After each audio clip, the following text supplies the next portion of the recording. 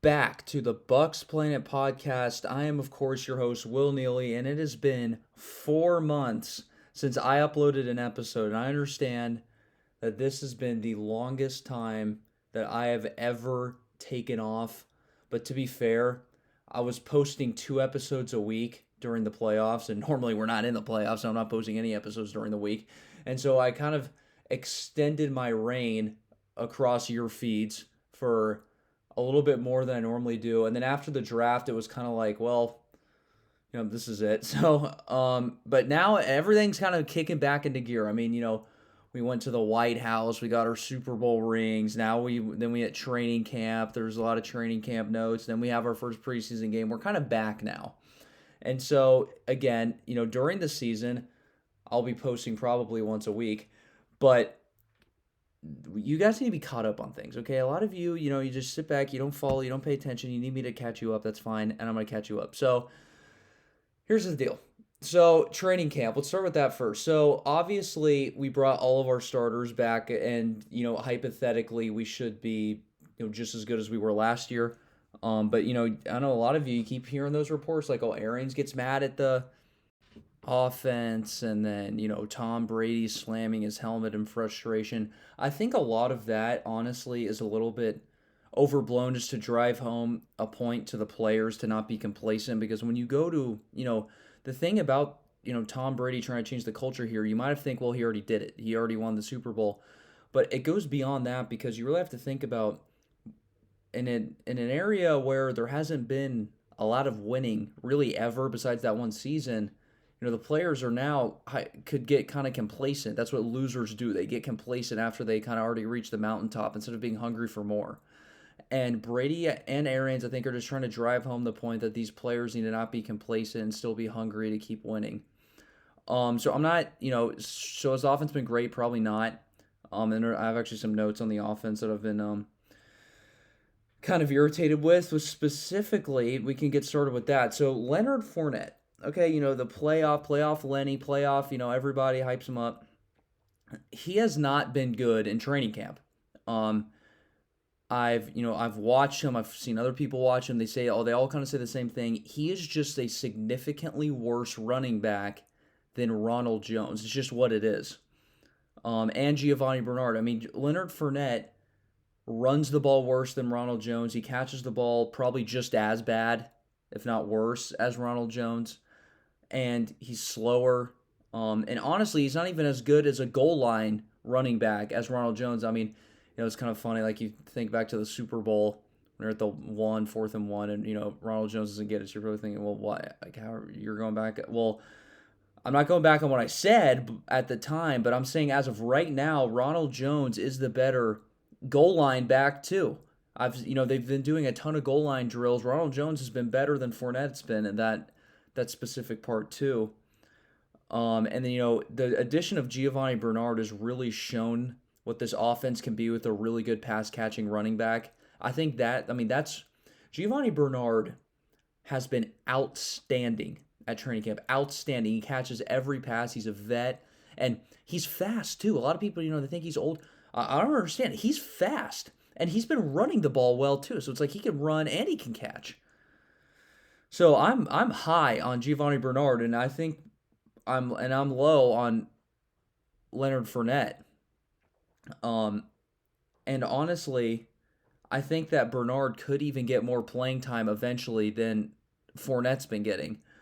And in case you don't believe me, all you people that probably took Leonard Fournette higher in your fantasy football draft than Ronald Jones. Well, I mean, you can check. You go on right now, Buccaneers.com. They released their depth chart last week. Look who's the number one running back. It's not Leonard Fournette.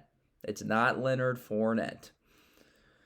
Some other notes is Ryan Suckup was absolutely awful the first 2 weeks of training camp. I mean, he was going on a regular basis, going 4 for 7, 3 for 7. His best day was like 5 for 7. It was like, what the hell? He's missing every kick. He's cleaned that up recently. Last week he went 22 of 24 total in practice, and one of them got blocked by Jamel Dean, which I heard was a really good play by Jamel Dean and not Ryan Suckup's fault. So he essentially only missed one kick. And so am I worried about Ryan Suckup? Well, I'm so sick of talking about the kickers. I mean, so are we all sick of talking about the kickers at Bucs training camp at this point? I think so. But at this point, I'm not, until he starts missing them in games, I'm not going to be concerned really. Because again, he's a vet. He's been here. He won a Super Bowl with us. He was great in the playoffs. He was great all season for us. And I'm just not super, super, super concerned with him at the moment because he's bounced back in practice and he still hasn't shown that he's missing them in the games yet. So again, that's kind of a conversation that we can have at another day. And then, we brought in that kicker from Miami, Jose Borregales, and he's looked really good. That's kind of been the other thing. It's like, well, our other kickers looked really good. And they put him in the second half of the Bengals game, and all he did was kick off. We didn't even get a field goal opportunity. The offense was so bad, which in part can be blamed by Ryan Griffin with how bad that was. I thought Gabbert looked good in the preseason game. He was by far the best quarterback that played that night. Not saying that he's the best quarterback on the team, but that night he played the best. Antonio Brown has had an insane training camp. He's looked like vintage Antonio Brown. He says the healthiest ever been. But then he goes out and drops a wide open dime by Tom Brady in the preseason game. So I don't know. I mean, all I see is he makes every one of these crazy catches at camp and then he drops the first pass in preseason game. So I don't know about that, but and then it's so like that happens, and then the guy who never gives up a sack, gave up one all last year, Tristan Wirfs, gives up a sack on the second play of the preseason game, and the guy Tom Brady gets sacked. So it was just it was Wirfs and Kappa missed stunt. They missed passing off a guy, and they just kind of ran through, and they never ever miss on one of those stunts, and they did. They missed on it, and Tom Brady got sacked. So it was kind of weird. It was like Antonio Brown dropped a wide open pass, and Tristan Wirfs gave up a sack. And so that was kind of a weird. It was kind of a weird preseason game. Honestly, it wasn't. It was very, I feel like, uncharacteristic for how we've been practicing. Another person that struggled a little bit is O.J. Howard. He's coming off the Achilles injury that he suffered in week I think it was 4 or 5 to the Chargers. He missed the whole last season, and now he's back and he's practicing, but hasn't been very good. I mean, I've been reading he's got inconsistent hands. A lot of the physical stuff hasn't really come back yet. But he made a great play in the preseason game. He had a good catch over the middle, and he got some good yak on it. Yards after catch. He got a lot of that after the play, so it was a good play for him. So that was good. And someone who's been very much impressing me besides Giovanni Bernard is Joe Tryon, our first-round draft pick, who was the last pick of the first round because we picked 32nd. Out of the University of Washington. He's a defensive end or, outside linebacker because we're in a 3-4. Joe Tryon has been absolutely insane in training camp. I mean, he has been routinely beating guys who never get beaten, as in Tristan Wirfs, Ali Marpet, obviously Donovan Smith, but, he's can kind of get beat a lot. And, so all these guys, and I'm saying he's beating them every time, but he's beating them a pretty decent amount. And he has just been he's been a monster, an absolute monster about how much he's been beaten up on some of these guys. And, he gets into the first preseason game and looks, as advertised as he was in practice. Look, the thing that I like about having all these open practices is you can go to them, and the players that look good there are the ones that show up in the games. It's a direct thing. It's not like, well, they practice good all week. No, it's never like that. Now, sometimes some flukes can happen, like I said, the Antonio Brown thing and the Tristan Wirfs thing, but then again, they only have one drive. They had 4 plays, I think, or 5 plays. So you can't really chalk that up as though they just had a horrible game. But Tryon played a lot, and he looked, as he does in practice. I mean, he was beating up on those Bengals guys. I mean, Joe Tryon caused an interception because on the play that Javon Hagan intercepts and then fumbles the interception, right? That play, I honestly think, was caused by Joe Tryon, because if you actually watch the film on that play, Tryon causes the pressure and gets right up in the quarterback's face, forcing an early throw, forcing him to throw off his back foot and not being able to follow through with the motion, which causes the ball to be very inaccurate and float too long, allowing Javon Hagan to intercept it. And the thing is then, he had that great play where the tackle doesn't even touch him. He's so fast off the line of scrimmage. He just goes. It's just, it's a high go, and he's just off. And it's just crazy that's what they all say, too. Like Tristan Wirfs, all of them say the same thing. They're like, I can't believe this guy is this fast with this big of a body. 6'5", 260 pounds. I mean, and, pure muscle. And, he had a great textbook legal sack. And we can talk about how horrendously the officials screwed us against the Bengals all day long. But if you have me on Snapchat, that was pretty much covered to a lot degree. So again, look, I don't think that call happens in a real NFL game because I think the officials screwed it up. The quarterback was not a quarterback anymore. He was technically a runner, meaning that all those like body weight and stuff does not apply to him anymore. But the officials screwed it up because they don't understand their own rules, and they should probably be fired. That's what I would do if I was the NFL on that. But we know how it goes. And so, but it just showed, anyways. I mean, I've never been more happy off of a play that caused a penalty. I mean, because it really did show how good he is. I mean, he's so good that the tackle, they can't even touch the guy. He can't even touch him. The only thing that I say he needs to work on, because remember, what was my knock on him when I said we drafted him, is he didn't have a lot of pass rushing moves. That's all changed. Because the thing was that nobody really knew, except if you were someone that worked out with him directly, was this, Joe Tryon did not play in 2020. He skipped a year because he opted out because of the whole COVID thing. And then he later regretted it, tried to come back in the middle of the season. They didn't let him. So Tryon had not played a game since 2019. And in 2019, he didn't have as many pass rushing moves, but it's very clear that in his year off, he was working his craft. And he has so many better moves now. He uses his hands better. Does a lot of things better.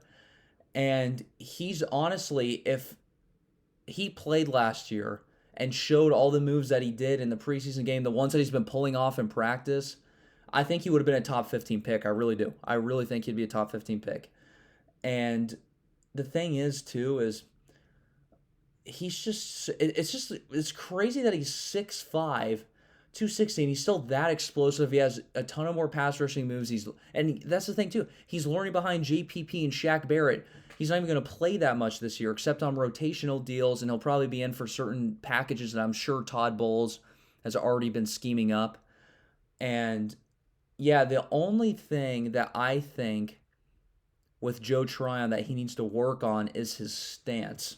The issue with Joe Tryon's stance is he doesn't really have a stance. He kind of just he's always moving. It's like he kind of has ADD or something. It's just sit still and stop jumping around. Because if you watch him play, it's he has the left foot back and he's kind of antsy. And then there'll be a motion and he switches to the right foot back. Then sometimes he'll have his arm in the dirt. Then sometimes he'll take his arm off the dirt. And this all happens within 5 seconds. So it just keeps changing positions.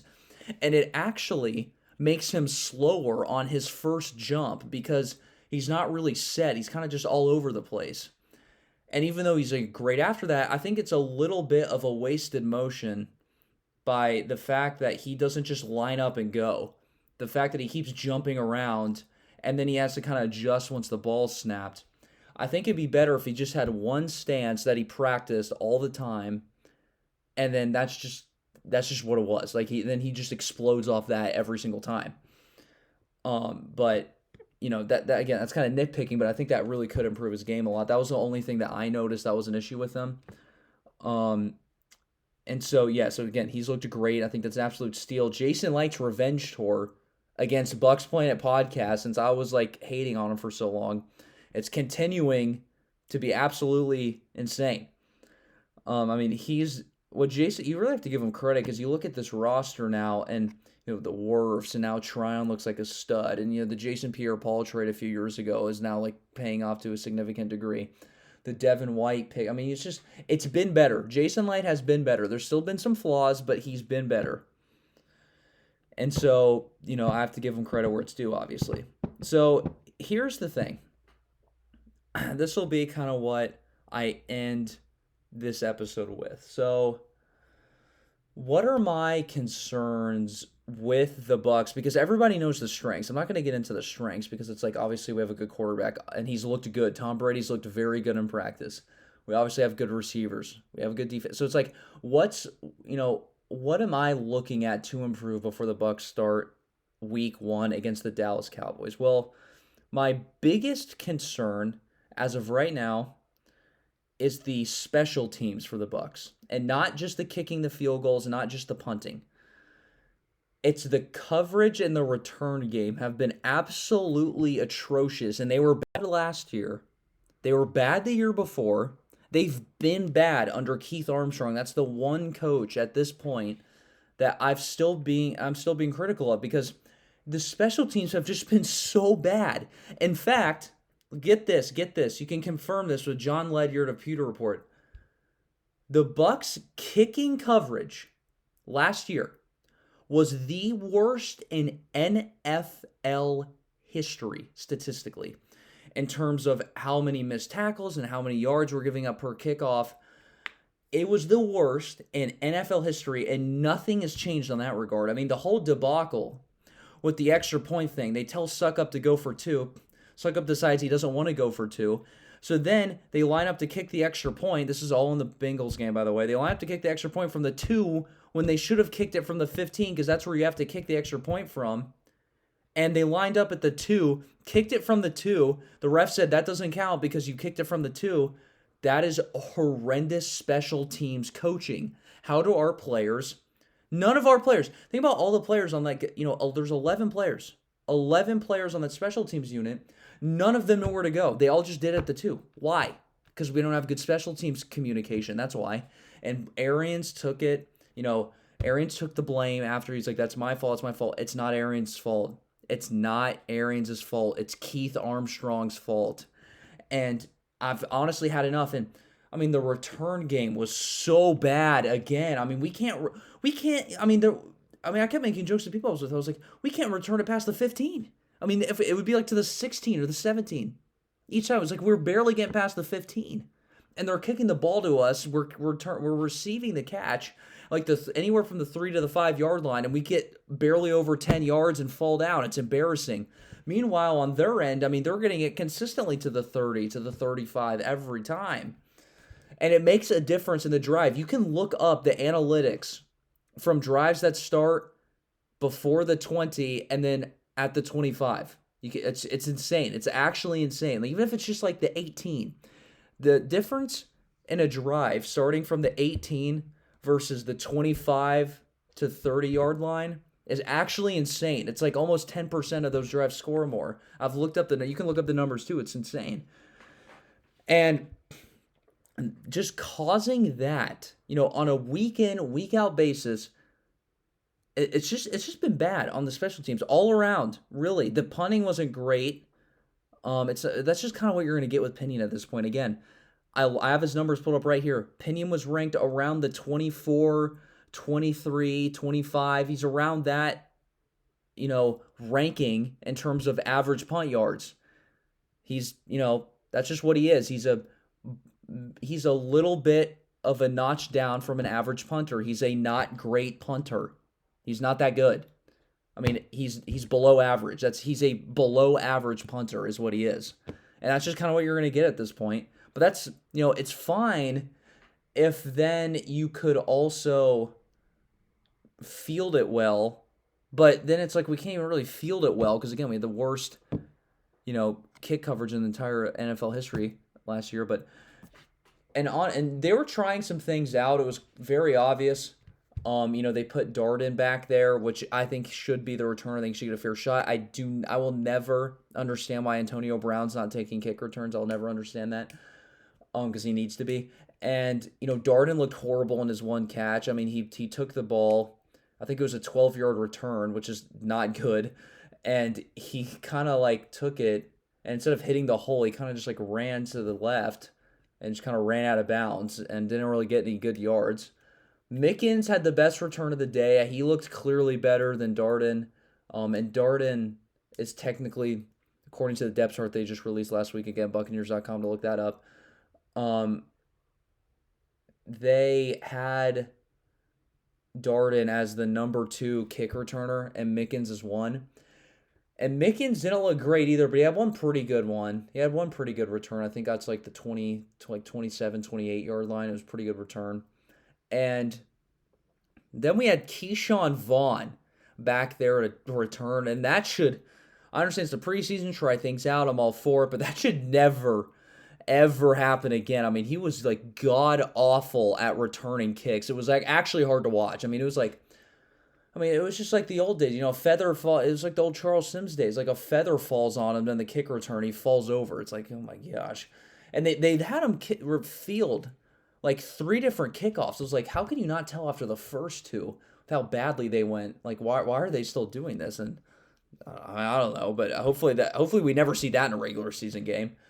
And again, I think they should put Antonio Brown back there. I think they should put Scotty Miller back there on punts. It just doesn't make any sense to me why they don't. And yeah, so that was, so the special teams, I think, is a little bit of an issue with us, and I'm still concerned with it. The other area that I'm pretty concerned with is the running game.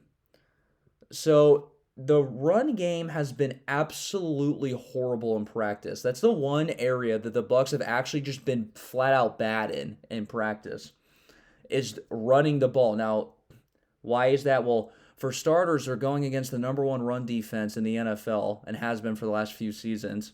So that's a problem. And then it's like, it's a pass-first offense. And, when you have Arians and Tom Brady and Byron Leftwich, the former quarterback, the run game is kind of an afterthought. It's just true. But the thing is the run game is just so bad. And it's bad from a schematic standpoint, which is what concerns me. If it was just bad, so nobody's blocking or whatever, I just feel like that this is a actual correctable and fixable issue that the Bucs have. It's like, look, they can easily fix this with adding some more motions, adding a couple of like misdirection plays, because when we run, it's just so basic. And everybody knows what we're doing. I mean, it's like you show up with the 2 tight ends, you motion the guy. And because the thing was, too, that I have an issue with is I don't really understand why we always put our receivers in a critical blocking situation. You can watch the film on it. It's one thing, it's like, yes, a Bruce Arians offense, receivers have to block. That's true. But does that mean, like, you then have to make them have the key block to a run? Like, I don't think so. That's not what I would do. Like, that doesn't make any sense to me. Like, there was this one play that against the Bengals where it's like, we show up in a 12 personnel, which you guys, it's 2 tight ends, and, we motion Tyler Johnson to the inside. Instead of, like, kind of spreading everyone out, getting the running backs room for more holes, it's like you bring Johnson in, and it's a run to his side. Tyler Johnson, the wide receiver. And then I'm just sitting there thinking, I'm like, why is Tyler Johnson having the most key block on this run play? Like, that's just, like, dumb.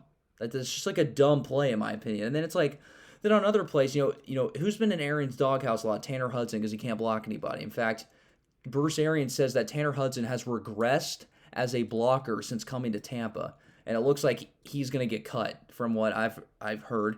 I understand he can catch the ball well, but, again, Mr. August, if you can't block, you're not going to be on this team. And anyways, there was like another play where you have Tanner Hudson making the key block. It's like, why are like these non-offensive linemen forced to make the key block in I just don't understand it. Like, for me, I'm thinking that we need to add more motion, more misdirection, and I think that they need to spread out the offense more when we run so these running backs have more holes. I think that's what I would do. I understand that their scheme is just really like, we don't care about the run game. We're just going to pile everyone in close and just kind of pound it. I don't like it. I don't really like it. And again, because, you look at some of these like teams that have good run games, like, the Rams. Like, the Rams are a good example. Like, they had when the Rams run, they always have, a wide receiver running back. You don't know if they're going to hand it off to him and do a jet sweep. You don't know if they're going to run it forward. You don't know which way. They have a ton of motions that are really confusing with the receivers. And instead of just like, Oh, we have two tight ends. Everyone's in the center. Everyone knows we're gonna run. It's just it's not been good. And the thing is I understand that when your running game has been so bad in practice, you're not gonna have a lot of confidence in it in the real game. But you still need to have it. And I just think that if they just fix some of these schematic run, because that's what I think it is. I think it's schematically the run game and the way that we run the ball is not good. And until that fixes, I don't think the run game will be good, like ever. And that doesn't mean you won't have a good run occasionally. But in terms of like getting, an actual consistent run game, I don't think that will happen until we change some of the things schematically. And so that's just my take on it. And so, the running game, special teams, which were my two big concerns going into the season. We'll see how and if, any of that changes going forward. I am going to the Bucs and Titans joint practice tomorrow. I'm really looking forward to that. I don't know if anything's going to look any different, but I think that'll be fun. You get to see some, former faces like Julio Jones. Then, we get Derrick Henry and A.J. Brown. It'll be good. It'll be very good for our defense. Defense gets some good reps there, and for our defensive line, wrapping up Derrick Henry. And I think it'll look good. Aaron said that the starters won't play this week against the Titans, so I think that's good. And then they're going to play a lot next week in the third and final preseason game, which makes sense. So, yeah, that's pretty much all I've got today. I don't know. I'm not 100% sure if I'll make another episode before week 1, but then look, guys, once week 1 happens, I'm making an episode every week. Okay, so don't think, oh, you quit, you left us. I know some of you guys say that. I didn't leave you guys. I'm back. I don't know if I'm gonna make another one before the week 1 game, which is in about 3 weeks from now. And then it's going to be, the normal, film. I'm going to be doing more film analysis episodes too. I'm going to be making 1 to 2 episodes a week. That's going to be the goal. And yeah, that's pretty much what I'm aiming at right now. And yeah, that's going to do it for this episode. And yeah, go Bucs, baby.